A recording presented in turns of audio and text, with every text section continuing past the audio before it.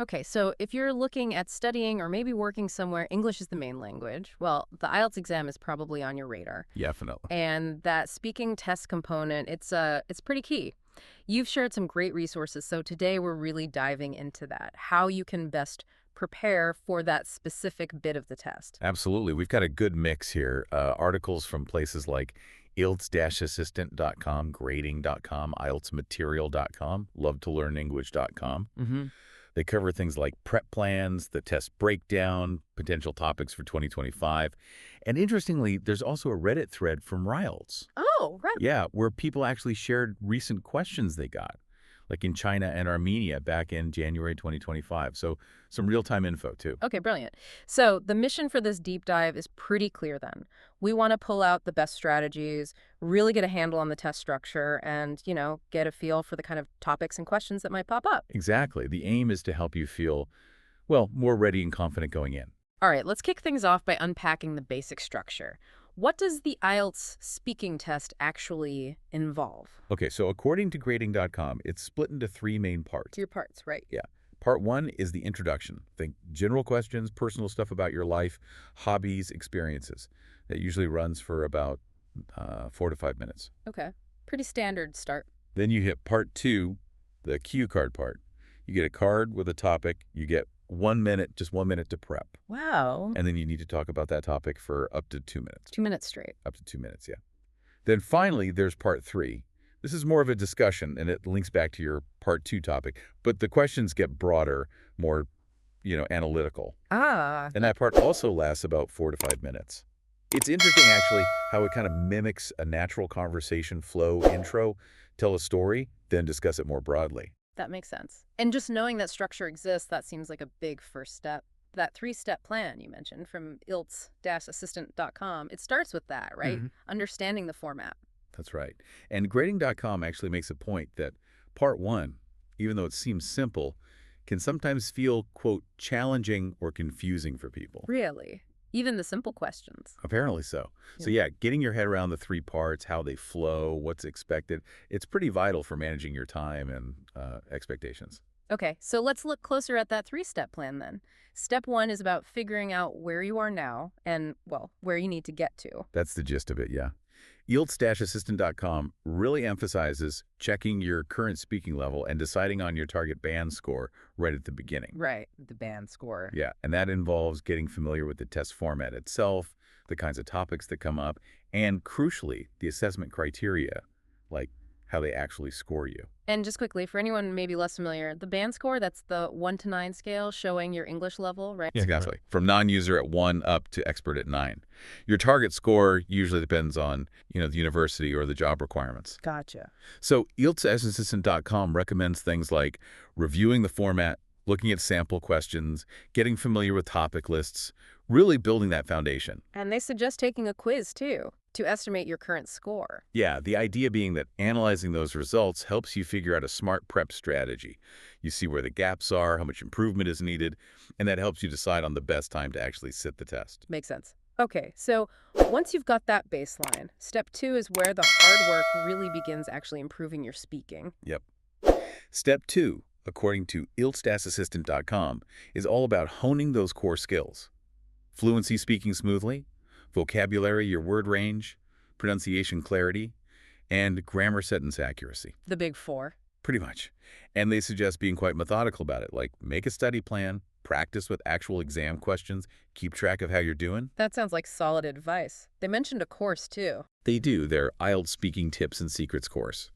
And interestingly, they also suggest doing a kind of mock test, what they call a post-test, before the real thing to check if you're likely to hit your target score. A dress rehearsal, essentially. Kind of, yeah. Now, for boosting those skills, especially if you're aiming high, IELTSmaterial.com has some specific pointers. Right. What do they suggest for getting those higher bands? Well, a big thing is using a good range of more advanced vocabulary and idioms. They give an example like booming industry. Okay, nice phrase. Yeah, concise.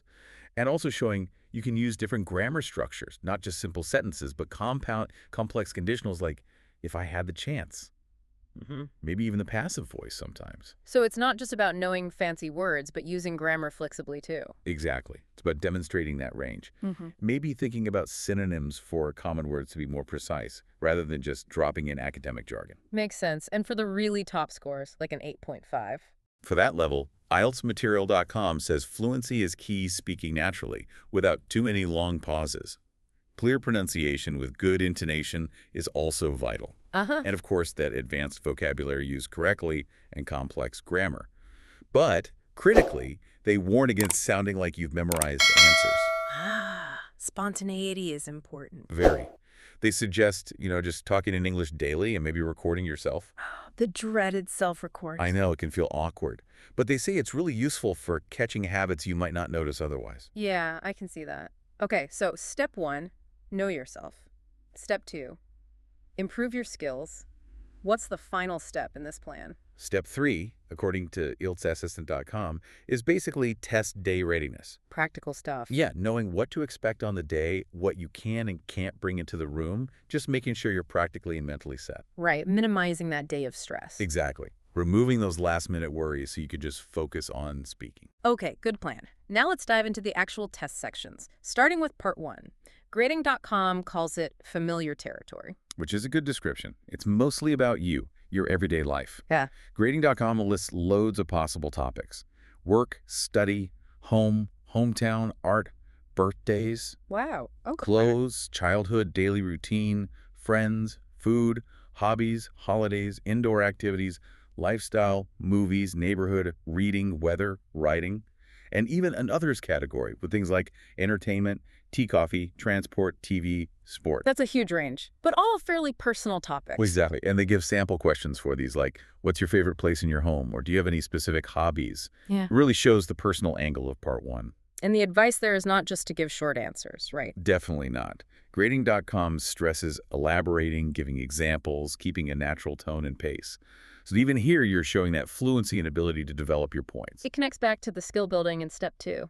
Absolutely. Yeah. And they even have sample answers on their site for things like rainy days, hometown, chocolate, showing how you could extend your answers, use descriptive words. Like that petrichor example you mentioned. Exactly. Using a word like that naturally in a simple answer about rain that shows good vocabulary use. Nice.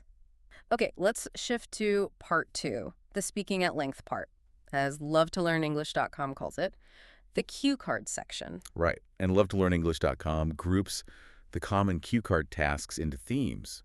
You're often asked to describe a person, a place, an event, an object, an activity, a cultural experience, a challenge, or maybe your future plans. That's helpful having those categories, and they give examples. They do, like for person. Yeah. Just describe someone who inspired you. For place, talk about your favorite place to relax. Gives you a concrete idea of what might come up. And they suggest points to cover for each. Yeah, which is super useful for that 1-minute prep time. So if it's a person, think. Who are they? What do they do? How do you know them? Why are they inspiring? It gives you structure. That structure seems key for the 2-minute talk. We saw some real examples from that Reddit thread too, didn't we? We did. Someone in China got, describe a positive change you made recently in your daily routine. Interesting one. Fits maybe event or challenge? Could be. And someone in our media was asked to talk about someone you know who likes reading. Clearly a person topic. Right. There was a slightly different one too about a profession. Ah, yeah. Choose any profession, tell why it's important for society, what skills people need. That one's a bit more abstract. How does that fit the themes? You could maybe see it as describing the activity of the profession and its impact. It shows that while themes exist, prompts can vary. The key thing lovetolearnenglish.com says is, make sure you hit all the points on the actual card they give you. Got it. Focus on the prompt. Okay, finally, part 3. Expanding the conversation. This follows on from part 2. Directly. IELTSLiz.com explains it's a discussion related to your part 2 topic, but more general, less personal, about the world, not just you. So, if part 2 was reading, Then part 3 might be about books in general, like what books do kids like? Or will paper books disappear? See the shift. yeah, definitely broader. And the Reddit examples showed this too. They did. For the positive change topic, part 3 asks things like, who makes changes more often, young or old people? And what changes do people often make? General trends. Okay. And for the person who likes reading topic, Part 3 was about literacy in general. Are people more literate now? Does reading as a child help? Again, bigger picture questions. It's really testing your ability to discuss abstract ideas, it seems. Exactly. And for that profession topic, part 3 went into highly paid jobs, teacher salaries, how society affects the job market. Wow. IELTSList.com lists a ton of possible Part 3 topics too, right? Advertising, art, business, culture, education. Environment, family, food, health, internet, media, movies, society, travel, work. Yeah, it's incredibly wide-ranging. And the key advice for Part 3. Avoid talking about yourself or your immediate circle. Keep it general. Focus on broader opinions and perspectives. Right. So let's try and wrap this up. What are the main takeaways from all these sources? The core strategies. Well, that analogy from IELTSassistant.com holds true. A good plan is like a roadmap. Structure is key. So the 3 steps. Know your level and target, build your skills, get ready for test day. Precisely. And practice consistently across all 3 parts using varied topics. That builds confidence and fluency. Focusing on those key skills. Vocab, grammar, pronunciation, fluency, and elaborating your answers. Definitely. And while checking recent questions like those on Reddit is interesting, don't bank on getting the same ones. Right, they're just a snapshot, not a guarantee. Exactly. The best prep is understand the test, working on your core English speaking, and being ready for anything, topic-wise. So it really boils down to understanding the structure, practicing the question types for parts 1, 2, and 3, and just generally improving your spoken English. That's the heart of it. If you use the insights from these resources, you should feel much clearer and more confident walking into that test. Which brings us to a final thought, maybe something for you to consider. Given how wide the topics can be and how much it's about expressing opinions and discussing things, well, how much could just focusing on improving your everyday conversational English skills be the most effective preparation overall? Yeah, that's a great point. And thinking beyond IELTS, what other doors could strengthening those general communication skills open for you, in your studies or your career later on? Something to think about.